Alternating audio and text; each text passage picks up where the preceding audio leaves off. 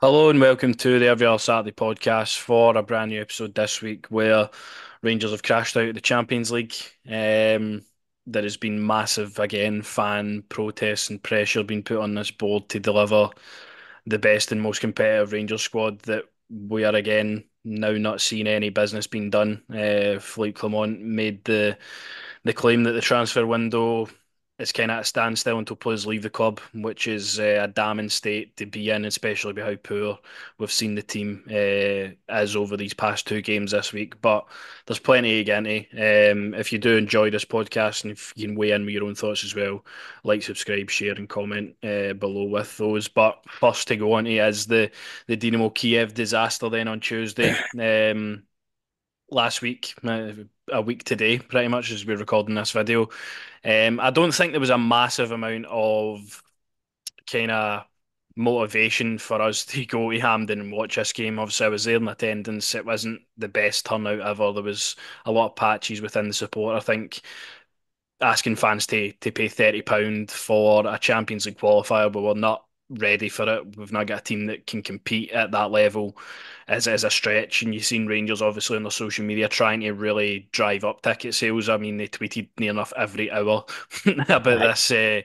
about this game happening. But no, we did get to the stadium. Obviously, there was a I feel like the right team played out with Tom Lawrence on the night. Started the game like we normally do with a bit of aggression, a bit of kind of pressing for the front, but largely not good enough again. Didn't really create too many chances on the night. And the red card, obviously, which is the main takeaway. But I'm really trying not to focus on the red card because I still believe even if 11 players are on that pitch, we don't win that game.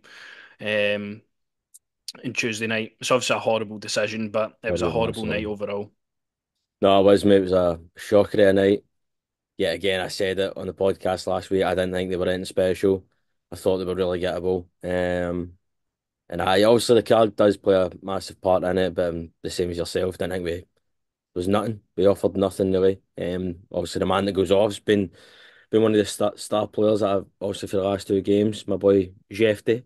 Um, but I nah, just there was nothing again. And as you say, every hour, every minute they were tweeting, obviously to try and get fans in the stadium. But why would you, as I say, why would you go and watch that? You know what I mean? Yeah, Just aye. I said yeah. it obviously at the start when we came back and stuff for the podcast. We're we're going to be in the Europa League. I don't even think the squad is a Europa League squad. I don't even think it's a conference squad. I don't even think we would beat half the teams at Kelly and that are up against to No, get into the I don't think Conference we'll. League. No, I don't think we'll be hitting. But as I say, I just knew for the get go. Yet again, we weren't going to qualify for the Champions League. Yeah, there was nothing in the game for us at all. Out with maybe one flurry of attacks that Ridvan Yilmaz then ended up hitting a shot and getting injured in. Aye, the red card obviously limited us to nothing going forward. We're putting our balls up to Dessers. We know we can't kind of hold the ball at feet. There was nothing for us. And then we were just waiting on Dynamo Kiev to score. I think the goal again is another travesty for us as a setup. Mm. Players not committing to try and close down the player, and Butland probably unsighted at his post. And then I restart the game and it was 2-0, and the fans started flooding out, which meant there was going to be a large amount of pressure again held to the board. I think held to the manager for some of his decisions as well, but I think a lot of fans like me and yourself are kind of holding back on any criticisms on the manager because we feel that it's directed at the guys above. They've got what 10 days to really change the feeling that we've got. Mm. But as we sit here on Tuesday, what is it? Tuesday the 20th of August. I don't see this team getting any better. I see us just continuing to maybe get Cantwell out on loan. Some players will leave, but I don't really see anything else happening. I think this is what we're going with, and I think this is get the potential to be a really long season, as we've said every time on here. And you don't want to come on here and sit and be negative about the team that you love and support, but there's Mm. nothing positive coming out of this club at the moment. Which is why then after the game there was fan pressure. Obviously, this is just one banner. I would imagine along the list of many that will probably come up during the season if nothing gets better. But yeah, fans have clearly had enough. You've seen the attendance obviously drop at the Dynamo Kiev game. And Yeah. then the game at the weekend was just an absolute disaster in terms of how many people are at that. If that's John Bennett's Rangers, that's what he deems fit for a club like us. Then aye, we're in for a long road because things don't look to be getting any better. No, things won't get any better. I don't expect us to really bring MD in. I just don't. I can't see MD coming in. As the manager said, he needs the players to go out before he can really do anything. And as you say, this is probably the first of many. Coming up with the own heart banner here. Enough is enough. Some time for some change. But aye, I mean, it's again. What can you say that we've not already said? It's just disastrous again, just a disastrous window. And the players that we know that need to go, they're not going to go because they're quite happy on the wages that they're on, and they're quite obviously their families are probably settled up here, what have you, but they've got no interest in really leaving the club. I know Clement was on about he can't put a gun to their head. Well, I think a lot of the support would happily put the gun to some of their heads to get them out the door. I definitely would be one of them. But aye, it is just enough. It's enough now. And obviously we know the shipment stuff and all that kind of stuff for Ibrox is finally here and all that kind of stuff. So hopefully we finally get to be in our actual home stadium. Because Hampden's just that's brutal. But enough is enough, mate. Nah, well, that's probably the only positive that we've had out with obviously winning the game at the weekend in the end. But obviously Ibrox shouldn't be too long away if they work and act fast on it. Obviously, the main thing is the European games. I think it's the 26th of September, the first Europa League game. So we need to get Ibrox ready for then, or we're going back to Hampden, which is just, it would Oh, be the oh. Rangers thing to do. Aye, let's go and play the league on Saturday, then you need to go to Hampden on Thursday to play the Europa League. But hopefully all is in order and it'll be sorted out, and that would maybe only leave us two games to play at Hampden, the Dundee Cup game and then the Ross County game. So hopefully, fingers crossed, everyone's fine in that department. But again, it's not a long list of failures this season. That why we probably started the season so poorly as well is we're playing away from home pretty much every game as well. So it's not easy for the squad of players that are there. And Clement is basically working with a hand tied behind his back. So aye, it's the fan pressure is definitely getting higher. I think we saw that with the banners, obviously, and then the attendance for this game, which was St Johnstone in the cup. We think we all kind of knew Saturday night kick-off. It's on TV, 20 quid a ticket, Hampden. Aye. I don't think there's any positives there whatsoever. And you'll have to watch this Rangers team as well, which is something. But um, I think it was 20,000 in the crowd. They shut the East Stand and stuff like that. It doesn't look good on paper. It just looks, again, very amateurish for the fans are obviously making their voice heard, but if this is the way they want to run Rangers and the attendances, if they keep on Oh, dipping, that's what will hurt the board's pockets more than anything to drive for change. but But it's also just as well. I know Clement was asking the presser as well, like, or what can like about the attendance and stuff like that. And he was like, "There's nothing I can really do. Like, well, you can play attractive football, and you can at least have a go."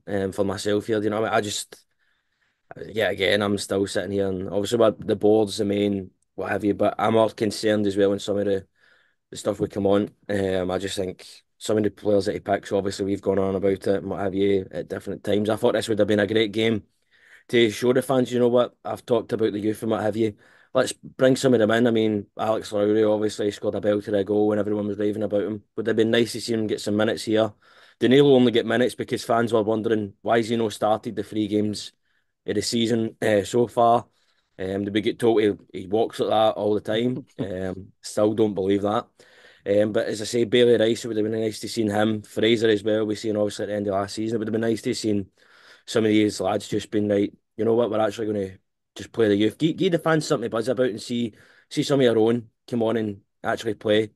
But obviously this game as well, Brazilian boy yet again was probably one of the only highlights for it. nah, we'll go into that next, Oh, obviously, at the end of fucking the game. But I know the team that played the game, I think, as you say, you're looking for a bit of inspiration. Obviously, Robbie Fraser did come on at near the end of the game, but with the way Clement's talking about him, you're thinking, right, he's going to get maybe a start, maybe he'll come on, split the minutes between him and Yefty, but Aye, going through the team, Butland, I think again he was fine. He made a couple of decent stops towards the end and throughout the game. Again, it wasn't plain sailing as always. St Johnstone had their chances. They had one where the team just completely switched off. That was straight at Butland, thankfully. CDB hit the post in the first half, and then towards the end of the game as well, they had that long looking ball that caught Dessers out, and they nearly scored at the back post in the last minute. So I think Butland has kind of just been like that this season. He's obviously made some good stops, but he's been questionable for other things. But he's been fine for large parts of it. Tavernier is just like he was on Tuesday, getting ripped apart by any winger that plays him. He was obviously St Johnstone who have the greatest deal of quality out there in the wide areas, but again, still struggling at times, and he just looks like his head's completely away with it, and he just doesn't want to be here. That's the kind of the reaction, the feeling I get towards watching James Tavernier at the moment. Well, I mean, yeah, again, I'll go back to the manager's presser I ended up talking about, obviously, Man United in the documentary, and obviously Roy Keane was a leader, not, and you're thinking, please don't tell me you're trying to compare the staff to Roy Keane here, do you know what I mean? Because he could, as I say, he couldn't have these dug to the park, let alone these players on the park. So I just, no, he wasn't in it at all, Tavernier. I don't really want to come on. I just don't want to abuse him, do you know what I mean? I feel bad for him. It's the same old with him, do you know what I mean? And you just, for his, as I said at the start, obviously come back with the podcast. For his mental and stuff like that, I just feel like he has to go and move away. He can't stay here anymore, man. He's just going to get abused every week. And I just, as I say, I feel like he has to go in. And yet again, another game that just shown he wasn't in it at all, man. No, you're not even seeing the influence that you could hold James Tavernier a bit of slack with. He's not providing No. much of a goal threat anymore. I His mean, balls into the box are poor. just hitting shots over a bar, getting like when Danigo and obviously boys played with before, seem to have like a 1-2 kind of going on. Tavernier were just getting away and just I just think it's, as I say, just he's got to, surely he's got to try and find an option before. I don't think he will. I think he'll still be here, but I just think, Yeah. Nah, I think Tavernier is going to be here, to be honest, until at least January, until we see how that progresses. I think John Souttar's actually had a couple of decent games. I thought he was one of the better players against Kiev, and he was decent again here. Robin Proper is obviously unfortunate. He's missed 4 games in like 4 years. Comes to Rangers, signs in the dotted line. 3 games later, he's injured. So, same aye, job. it's the Rangers way. But I think again, putting all your kind of eggs into the Robin Proper basket to be your main centre half, relying on one guy to be there because no other combination works is a massive amount of pressure. We obviously knew Goldson was robust and he could handle that. We've seen that throughout the seasons, but still think that area is so weak. I mean, I look at the options now. You're looking at Ben Davies and John Souttar if Robin Proper It's isn't it's fit. the So weakest. If we're to go out and do any business, obviously we've been linked with a left back and what have you, but this, I mean, defensively, as I say again, so frail and so weak. We just that is an area for me that has to be. Obviously, forward areas are a priority as well, but centre halves, we need another centre half, and yeah, we need another centre half in, and I think the centre halves that played the games, I think you see Ben Davies come on at the weekend and he's so weak. He gets pushed off the ball so easily. He's just so easy to just manhandle. Obviously, St Johnstone with Kimpioka and Sidibe up there have got that threat with the physicality, but I need a lot better for Ben Davies. If he's going to be here, if he's not going to move on, he needs to improve if he's going to play games for us. And then my man of the match, Yefte, was outstanding out on the left hand side. He just obviously needs to brush up on his defensive play. He wasn't bad at all, I wouldn't say, in this game defensively, but his attacking display for us could be massive. mm, Getting up the pitch and his recoveries and stuff with the pace he's got. I think he could be a really, really interesting player for us. I saw a lot of potential and a lot of promise when we made the signing. Signing a Brazilian player is never going to be kind of shrugged off, but aye. he's came in and he's made a really positive impression in only the opening parts of the season. As somebody you can really see, right, understand why the club went out and went and got him. Aye, and I think aye for me, man of the match. No, I agree with you 100%. I'd like to move him further forward. Really, I don't think he's a left back at all. Really, he's just great burst of energy going down obviously the left hand side. What have you? He's another one like Connor Barron, as I say too. Obviously that have been signed that look promising. I would agree with man in the match 100%, but maybe just moving forward. I mean, Rabbi Matondo, I know you'll get on him and what have you, but if he didn't have pace, I don't know what he'd be doing. You know what I mean? No, If he no. didn't have the real pace, I mean, just no quality whatsoever. I don't know if there's any football intelligence there whatsoever. As I say, it's just pace. It's like Jeremy Doku. You just get pace. That's it. Nah, so sometimes for Rabbi Matondo, if we'll just go on to him as we're speaking about him, I think it will work, like in terms of how quick he is, and like, obviously passed it through to Dessers and took it by a couple of men then, and he got that goal for us. But I think his decision making is just so poor. I think his Shocking, feet are man. just too quick, and he just doesn't even think about what he's doing half the time. There's times where he's in, he can have a shot, he can What? try a goal, and I think he was actually decent at the weekend. I thought he definitely looked a lot better than me than Cherney did on the right hand side. I think Matondo has got that burst of pace that will allow you to get in behind. It's just the end thing. It's the same with Scott Wright. Scott Wright will go and do the exact same thing, but it's just the pass, the cross, It's the the shot. product. It's the final forward. But listen, going into him, there was many times with Chevney, but I forgot the boy's name. I can't say it. I'm not mucking him up, man.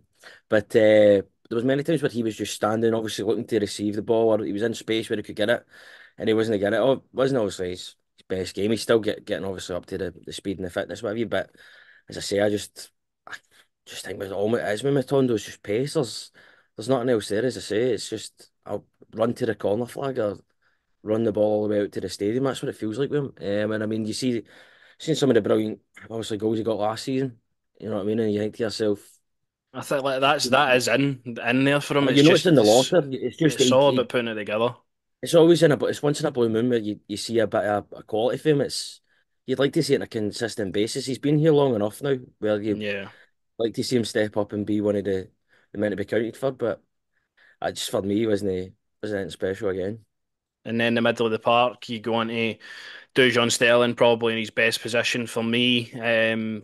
Just really athletic, really energetic, and he can obviously drive us forward. He can cover in multiple positions. I thought he was decent. To be fair, obviously he's kind of had a bit of a stop-start season as well. He's not been featured for the start as much as we would like, but I think as time progresses, he'll be a kind of mainstay in there. I can't say the same about Kieran Dowell though. I think Kieran Dowell's just honestly, I don't understand what he does. He just kind of runs about, doesn't really do anything great, and he doesn't really do anything bad. He's just kind of there, making up a slot in the He team played. He for played me. a. He played a lovely ball. I think it was out to Matondo. He did play a lovely pass to Matondo. Just going out to my man Dujon, just a hard worker. He's just a grafter. You can just obviously you know it. I don't think he's one that's going to be complaining about maybe you know what I mean coming on for the bench. I think he's just one of the guys gets his head down, does the work, and that's it. I'm same with you with Dowell though.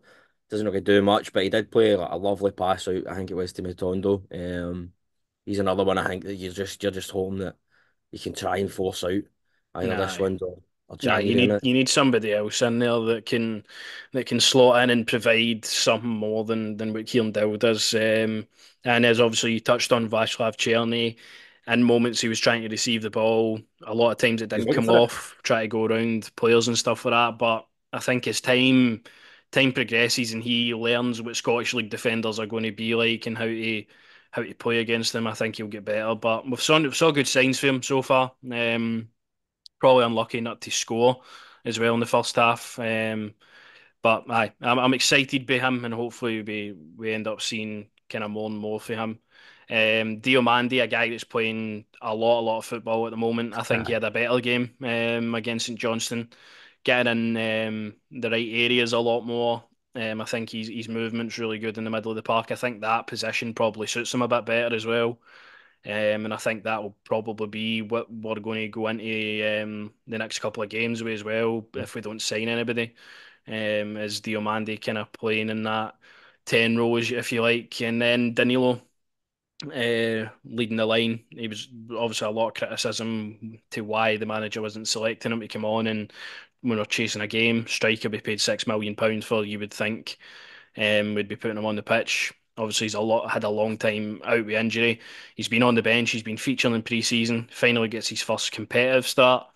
He could have scored about three or four if he was lucky, but I guess his movement was good. He's still getting up to speed. I think you saw signs of what Danilo can bring to the squad, and I think that's a positive thing. I think he's going to be a really good option throughout the season. All Barney stays fit. And I just looking forward to hopefully seeing more of him in the coming weeks. I know, I'm the same. It's just the key thing you said. They're staying fit, getting the repetition. Obviously, could have had a couple of goals, but first game back, I'm not going to be brutally harsh on him. As I say, him and that boy he's played with before, they seem to have a wee sort of knew where each other were going to be. So that's also going to be massive for us. But just happy to see him back on the park. Considering obviously the first three games of the season and then obviously the injury he had. It's good to just see Danilo back on, and we know we can obviously bring him off the bench. Or he can be starting, but it doesn't look like that because Cyril Dessers just somehow seems to keep scoring. I don't know how, but he just keeps he keeps scoring. I know that's the thing. You're both of your goals are coming for the bench this time. I think it was planned, obviously, that Danilo would play the first 45 and Dessers would Right. come on anyway.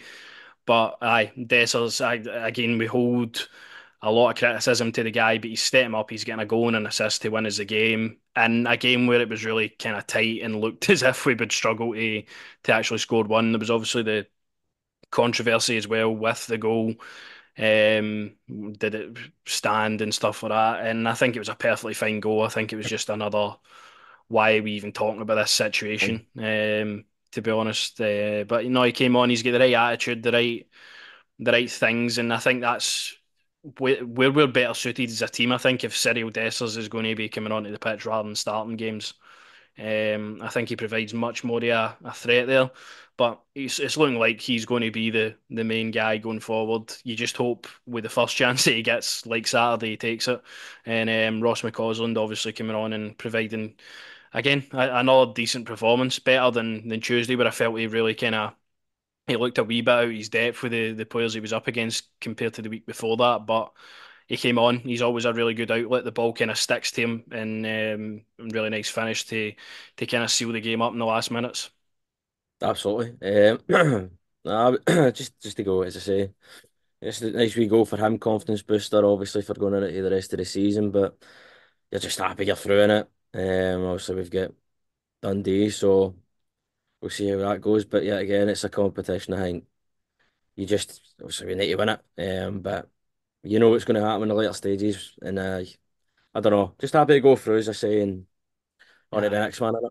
Nah, that's all you can do. You go through, you win the game. But obviously, there was this at the end of the game. A lot of people have had their opinions on it. I had left the stadium by the time this had happened. But I understand if you split it up into both parts, I understand when Clement came into the club, it was very, we need to get fans back on side with these players. We need to get the vision and the ideas through to the players so they can get behind us and that kind of radiates onto the field. That's what he said when he came into the club, and that did happen when he came into the club as well. We got obviously a good feeling with the players that were on the pitch and the manager and the style and the games that we were winning and how close we were getting to where we wanted to be. Obviously, that's dropped off recently. Definitely since the end of last season into this season, it's just been a bit of a disconnect for the pitch and stuff like that. And I think Clement going over and telling the fans, the players, sorry, to celebrate with the fans that have been there. I understand it and I get it for that point of view. I think it just comes across as very, very cringy if you're just looking at that video on Twitter and seeing us Aye. jump about after beating St Johnstone with two goals in the second half to go through in like the sixth round of 16 of the cup. I understand it on both sides, but what's your opinion on it? My first thing with is get Danilo out and I don't need him jumping about if he's got a dodgy leg, do you know what I mean? I need him for the rest of the season. But no, I can agree, like listen, obviously managers try to get the fans and the players on side with each other and what have you, but it is very I look at it and I'm like, right, I mean, if there's a full stadium there, I get it. But I don't know. Probably the There's better thing would to be go around and just like you always no, do, that's go around and fine. clap the fans. Like there's no need for the exuberant celebration, probably. There's no need that for me. You know what I mean? That's the kind of stuff you do when we won the cup. You know what I mean? Last Yeah. season we were over there celebrating with the fans. You know what I mean? I don't think the fans aren't with obviously Clement. You know what I mean? Like we're there with them, but so we all know it's the board. You know what I mean? And try to build that. I get it, but I just for a club with Aye. injury prone players like me, I'm like, yo, last thing we need is them jumping. You know what I mean? Like get them just clap, wave down the tunnel, let's go. You can look at it both ways, can't you? Really? Nah, I think the thing is, we won the game, and the players can kind of celebrate however they see fitting for that moment, Absolutely. as long as it just doesn't. If it builds that trust back with the fans and the players again, great. But I think it was maybe a bit of a step It too was, I far for just, that. I'm a, Um, and then I before the game on Saturday, we had the press conference on Friday. I think me particularly, when I'm looking through trying to find stuff, rumours and sources that have got players leaving and stuff like that. There's not much been out there for a couple of weeks now. I mean, since we signed Robin Proper, the only person that's left the club or came in is Jose Cifuentes, who wasn't even here. So we've touched on it, but obviously early in the episode. But it's getting the time is ticking now. We need players in. I think we need a number 10 in very, very quickly because again, as we say, Diomandi's playing there now. Obviously, I would prefer him further forward up anyway, but there needs to be another option in there. Tom Lawrence is not the answer. Tom Lawrence is not the answer at all. And centre halves are dropping like flies. Obviously, we've been linked with our left back for Salernitana. I don't understand why, to be honest. I think there's more cover for left back until Ridvan Yilmaz gets back than other positions in the team. You're looking at, for me, the way ideally end this transfer window is by signing another centre half, a centre defensive midfielder, a guy like Joan Jordan that we were linked with for Sevilla, a guy that can come in and just dictate the play for the middle of the pitch, a number 10. And if we're going all guns out blazing, John Bennett's just get the checkbook out and just says, fuck it, get a winger in and all. But obviously, there's players that have to leave the club for that to happen. You're looking at guys like Ben Davies, you're looking at guys like Tom Lawrence, Matondo, guys that are on too much wages, Kieran Dow, that are just there and they're not doing a whole lot, but we have to rely on them. And as the manager says, he's had those discussions. The players are told they are leaving the club if an offer comes in, but they're still hearing offers probably But, aren't going to come in for a large majority of them because they're on a healthy pay packet.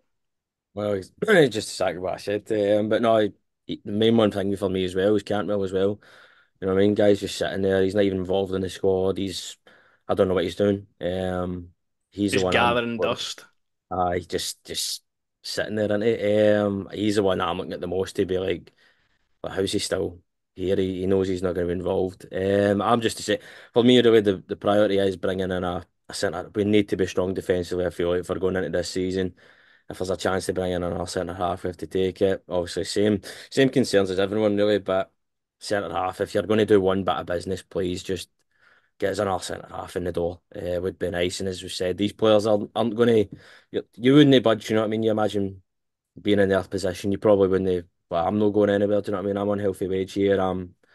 You can get it, but at the same time, they have to go. They've not been good enough at all, and it is time to try and you know what I mean, get them out the door as fast as we can. Obviously, with the window coming to a close soon. But John Bennett, if you just want to go balls to the wall, mate, and just sign everyday, it would be a nice wee surprise to finish off the window. Nah, there's obviously a lot of business that needs to be done, and there's very little coming out for the club and rumours and the like. So there has to be a very, I mean, very big kind of end to even the window. even as I say, like Hadji as well. Like we were all told Hadji was going, but back to Fiorentina and all this kind of stuff, and then he's still here. It's just honestly, we all know it, but nobody wants these players. You know what I mean? If the Rangers don't want these players, and then other clubs are just like, nah. You know what I mean? Nah, Like Ben Davies is one that I think surprises me as well. I thought maybe a couple of championship teams would have come in for him, maybe try to take him. Um, and I've it's just just the thought there wages at again. the end of the day. They're too far too high Just for guys like Ben came Davies and that. Like, just came back into the um, mind as well. Somehow Scott Wright's still here. Scott Wright, I know, forgot And all if you about want him. to, Preston, if you want to make a bid or anything like that, you feel free to do.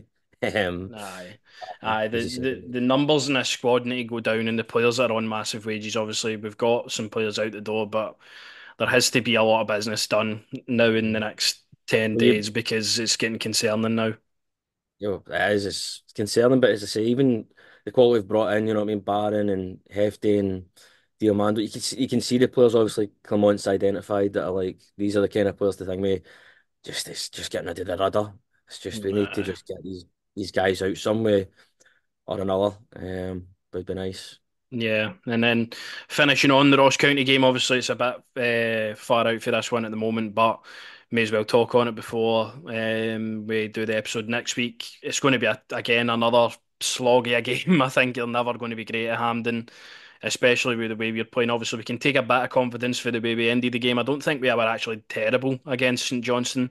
I think there needs to be more impetus and taking your chances and looking threatening. I think we did at times, but aye, we need to put teams out of sight quicker than 94th minute and extra time at home. Like that's just not good enough. And the last time we played Ross County, it was another disaster. It was 3-2. We get beaten. That kind of almost ended our push for the league at that time. Um, but I expect the team to kind of stay similar. Butland, Tavernier, Suter, Davies will probably come in and start over Robin Proper just as a precaution. Yefte will start again. Barron, Sterling, and Diomande for me has to be just the midfield that you play the now. I think that's the strongest. And Cherny, Matondo, providing a bit of pace for Dessers up front could be. I think at the moment, out with Proper and whoever, if MD comes in, I don't expect MD to come in and be thrown into an Old Firm game at Celtic Park, but that's looking like what you're going to be going with to Celtic Park, which is a scary, scary thought. But aye, it has to be Aye. another victory, and we need to get more points in the league. That's it. I don't really care who plays, as I say. I would also like, performance thing to obviously boost up the confidence before going into Celtic Park. But aye, Nah, that's the just thing. You get the need you win. need that. You need a You want to decent me feel performance. a bit more confident. You know what I mean? Now we've had a couple of games now. Obviously, the manager said, when was it? Like, end of September or what have you, going into that when you'll really see the team's full quality. Um, but I just think just get a performance, get a result before obviously going into the massive one. It's crucial, I think, for the players.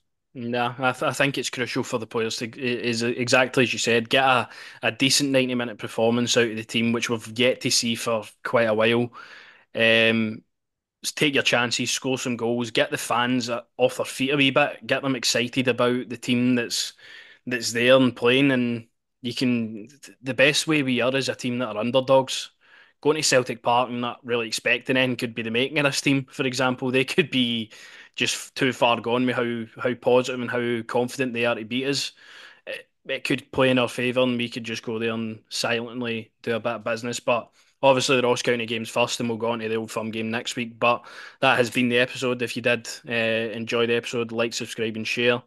And we'll be back next week, as I say, to cover this Ross County game, take a look at the transfer window, and look ahead to the all important Old Firm game. So we'll see you then.